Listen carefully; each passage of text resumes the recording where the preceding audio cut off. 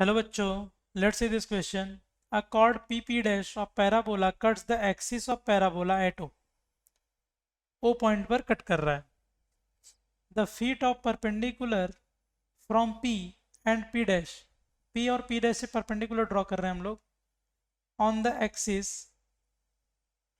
axis are M and M dash respectively. If V is the vertex, then VM, VO and VM dash are in AP, GP, HP या none of these. ये हमें बताना है. AP में होंगे, GP में होंगे, HP में होंगे या नहीं होंगे, कुछ नहीं होंगे, ये बताना है. तो हम क्या बोल रहे हैं, let our parabola is y square equal to 4ax. हम पैराबोला को क्या ले रहे हैं, Y square equal to 4ax ये लेके चल रहे हैं.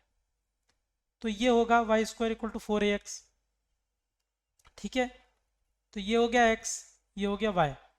तो उसने क्या बोला, वर्टेक्स को क्या बोला है, v. वर्टेक्स को v बोला है, तो इसको v डिनोट कर देंगे. 0,0 को 0,0 क्या हो जाएगा, v. इसका फिर उसके बाद दे रखा है कि parabola P P dash of the parabola.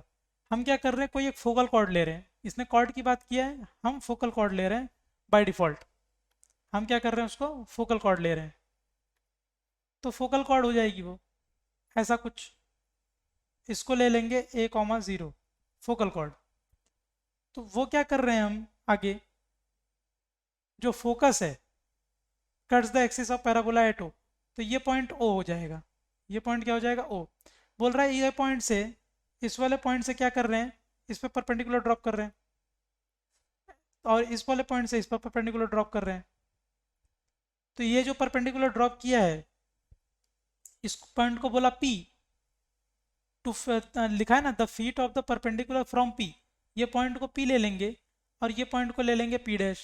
तो यहाँ से जो परपेंडिकुलर ड्रॉप करेंगे, इस पॉइंट को बोलेंगे एम डैश, एम बोलेंगे, और इस पॉइंट को बोलेंगे एम डैश, एम डैश. यहाँ तक तो सब ठीक है. अब आगे क्या बोला है उसके हिसाब से हम थोड़ा वर्क करेंगे.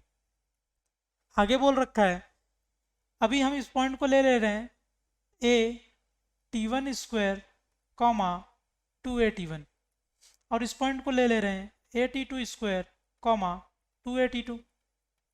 पी डैश को, पी और पी डैश को ऐसा अज्यूम कर लिया.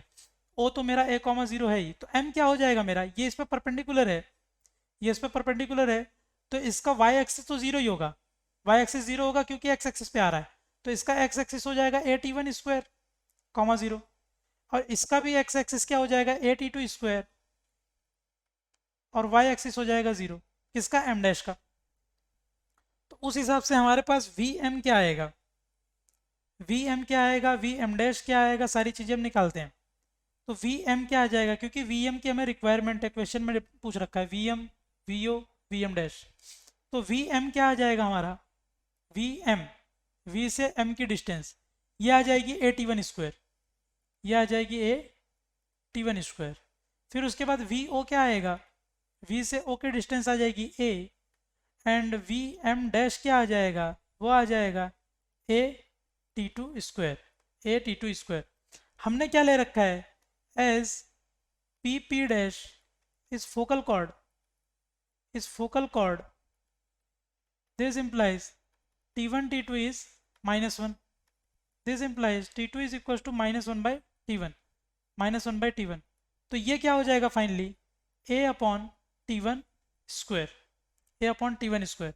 अभी हम देख सकते हैं VO का square which is equals to a square which is equals to Vm into Vm dash, Vm into Vm dash. तो इन दोनों को मल्टीप्लाई करेंगे, Vm और Vm डैश को मल्टीप्लाई करेंगे तो बीच वाले का स्क्वायर मिल जाएगा.